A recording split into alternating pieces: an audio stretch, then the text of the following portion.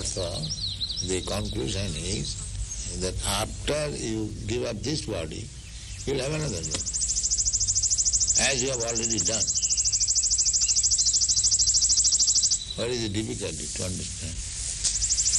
I really want to see you, really want to be with you,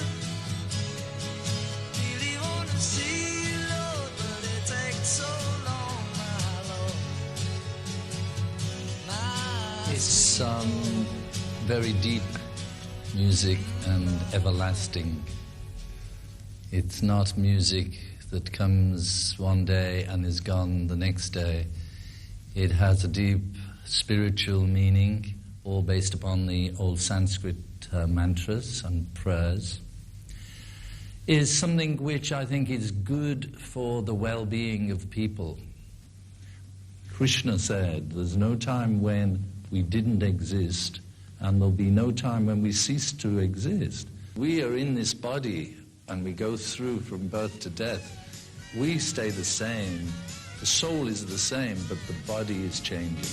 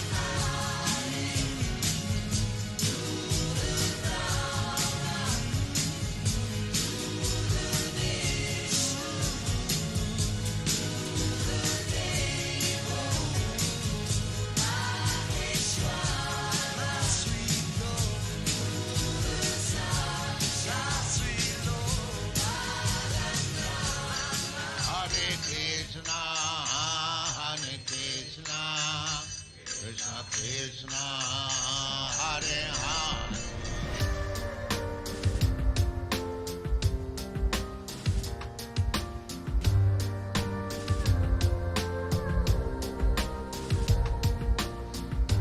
You are not this body that you are inhabiting. You are an eternal spirit soul. Every living entity, including you, is an individual, eternal, spirit soul.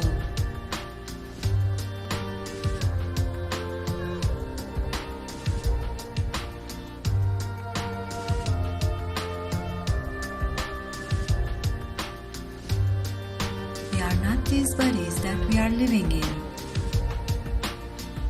We are eternal, spiritual, living entities. Our material bodies are changing at every moment, manifesting first as an embryo,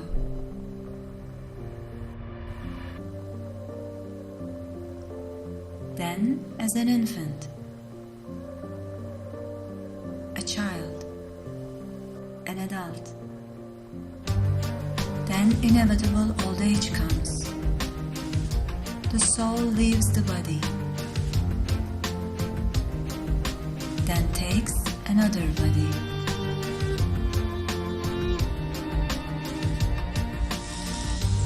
Similarly, under the same process, you accept another body when this body is no longer useful.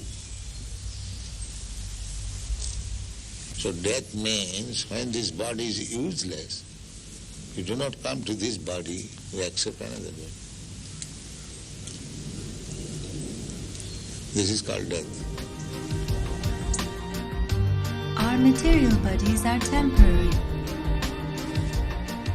However, we are eternal beings.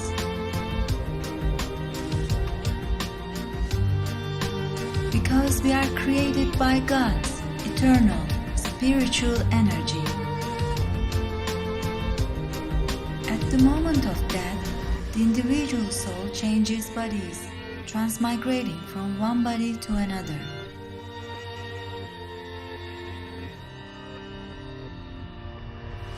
But the soul remains always unaffected by these bodily changes. Also, the animals are spirit souls just like humans. Only we have a different type of body. They have an animal body, while we have a human body. By nature's way, we are getting body, but that is on the selection of the nature according to my work. If I work like animal, I get animal body. If I act as trees, then you get tree body. If you acted like dog, you get dog's body. Nature's way. Therefore you find so many varieties of body. The question is, what kind of body I shall get? That is human intelligence.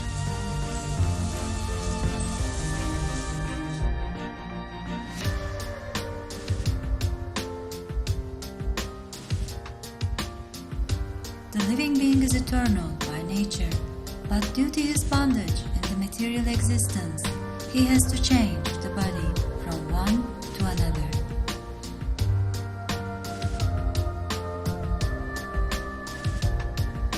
This process is called transmigration of the soul.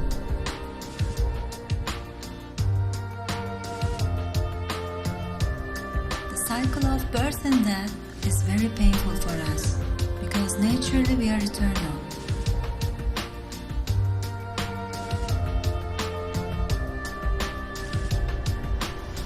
Death is painful for all living entities.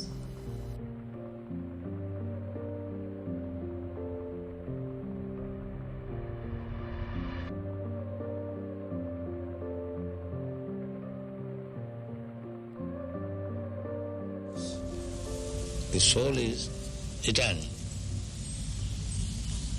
Therefore, a sober man should think, why should I change my body? Why this trouble I shall take? That is human sense. If I am eternal, why not my eternal body? Eternal existence, why shall I die? This is human sense. When we get the chance for human life, it is a chance to get free from the laws of karma, a most precious chance to be liberated from the painful, continuous cycle of birth and death. It is a chance to realize our blissful, eternal, spiritual body near God. All of our devotional activities for the Supreme Lord will bring us eternal happiness.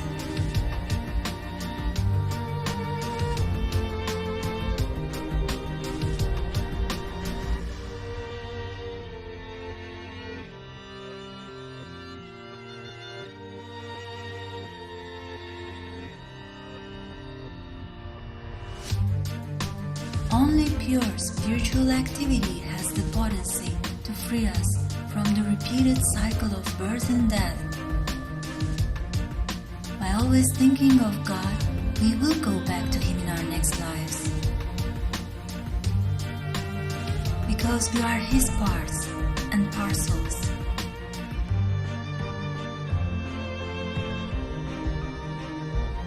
Because the ultimate goal is God. So you have to understand God and try to love Him. So you can go through any religious process. If the goal is attained, that you understand what is goal, and you try to love Him, then your life is perfect. Our selfish actions will bind us to the cycle of birth and death, making us forgetful of God. Attachment to our sense pleasures and ignoring our relationship with God is is the source of all our suffering. Yes, we have free will to make our own choices, but we have to accept the painful reactions of our actions. In this material world, all sense enjoyment is temporary. As spiritual eternal beings, we can find satisfaction only with eternal, spiritual, and perfect love. Not knowing our true nature, we are trying to enjoy the temporary and illusory material energy. We imprison ourselves by sense activities like intoxication, speculation, gambling, and illicit sex. We choose to numb our consciousness with computer games and media instead of meditating on our existence. We allow the media to condition our minds into identifying ourselves as material bodies when we are not. This ignorance causes continuous unsatisfaction of the soul, and we can't understand why we are not happy. Authorized violence and meat-eating covers up our mercy, the very essence of being human. One who desires to eat flesh of the other creatures lives in misery when he takes his future birth and cannot enter the celestial abode.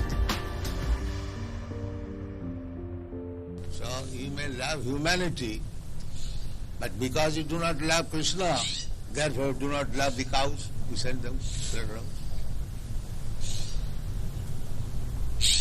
So your love will remain defective. It will never be complete. And if you love Krishna, then you love in the small ant. He is not interested even to kill even an ant.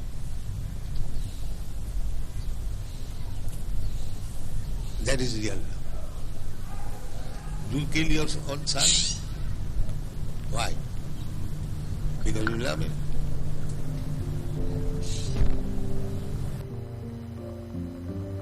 We let animals suffer greatly for our own pleasure and greed.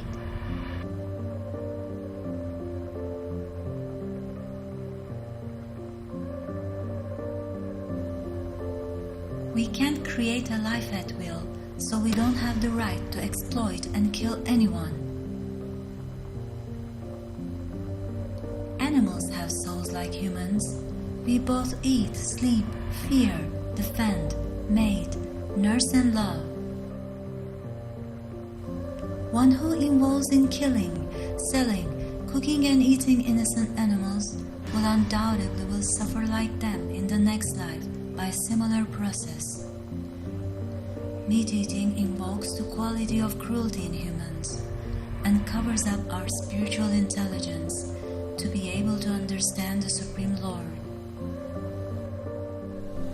Because you are chanting, therefore you are loving everyone. That's a fact. These Hare Krishna chanters, they never agree to kill any animal, even a plant, because they know everything is part and parcel of God. Why unnecessarily one should be killed?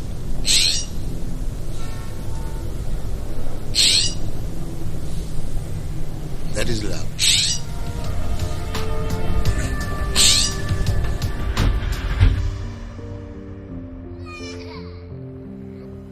A humanity that is misled has lost its mercy and repeatedly causes suffering towards one another. Being subjected to continuous manipulation, eternal beings have lost connection with their conscience. When we kill one another, we kill ourselves, thus killing inevitably increase. It is not God who is responsible for our sufferings. We are the cause of all our miseries, because of our past and present actions. Pains and pleasure is the same. So, as soon as this consciousness that I am feeling American pains, American pleasure. As soon as this is over, then we come to the original consciousness. Because consciousness cannot be American or African. If I pinch you, the pain felt by you is the same when I pinch the African. So therefore the consciousness is the same. Artificially we are thinking that American consciousness, African consciousness. Artificially we are thinking it is American pain or it is Indian pain. This artificial covering has to be removed. Then we come to Krishna consciousness.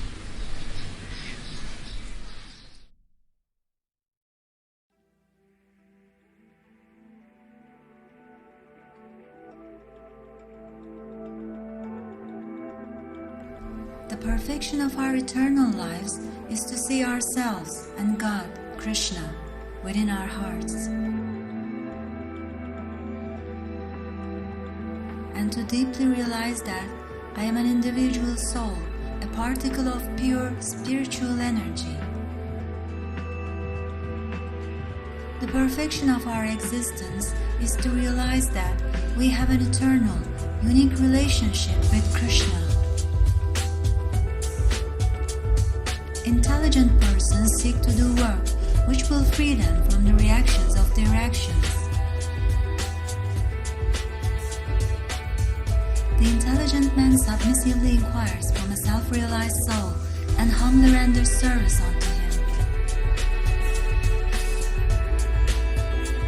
The devotee glorifies the Supreme Lord and thus contacts him by chanting his divine names with devotion.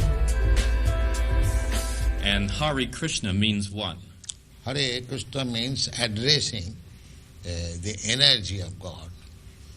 Hare means the energy of God, and Krishna means God. Devotees of Krishna are kind friends to all living entities and sees them as equals, knowing them to be spirit souls. They do not kill animals or eat meat, fish, and eggs. True compassion uncovers the divine nature in humans. They only partake in food which is offered to the Supreme Lord with love and devotion. Spiritually surcharged food is the mercy of the Lord. It purifies our consciousness and allows us to remain free from accumulating bad karma. A devotee distributes offered food to society and to those who are in need.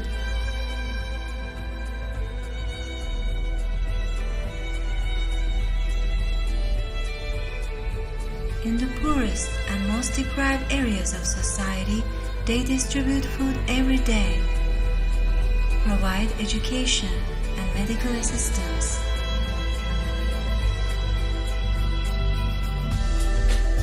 They are changing thousands of lives by giving them a future.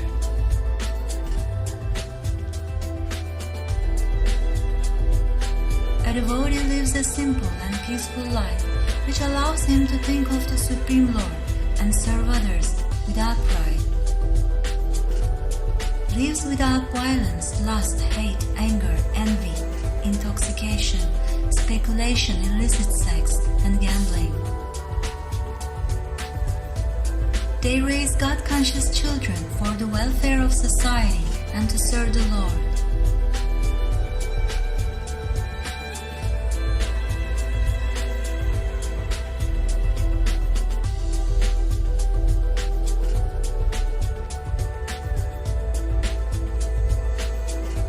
Through the institutions that they establish, they teach ancient Indian wisdom and how to apply spiritual values to contemporary lifestyles.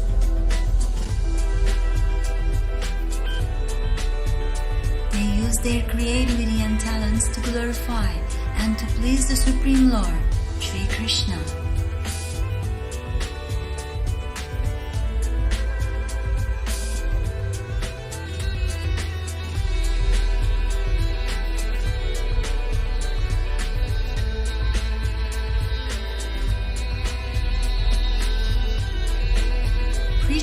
glories of the Supreme Lord for the eternal happiness and well-being of society is their service.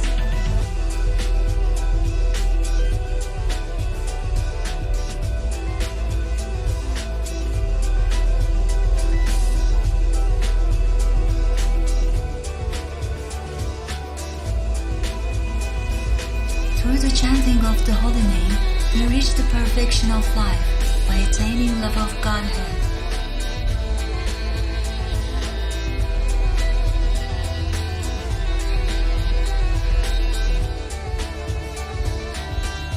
Since the Lord is absolute, there is no difference between His name and His actual form. Why do we see so many of your followers chanting almost all the time? Chanting means to keep association with God always. So you have to audibly chant Hare Krishna? Yes. This is transcendental vibration. Just like a radio message. If you keep contact with the radio message, then you know everything what is going on outside. Similarly, this transcendental sound, Hare Krishna, if you chant, then you keep connection with God directly. Thank you very much, Your Divine Grace. It's been our privilege. One who lives within Krishna consciousness at the moment of death takes a spiritual, blissful body.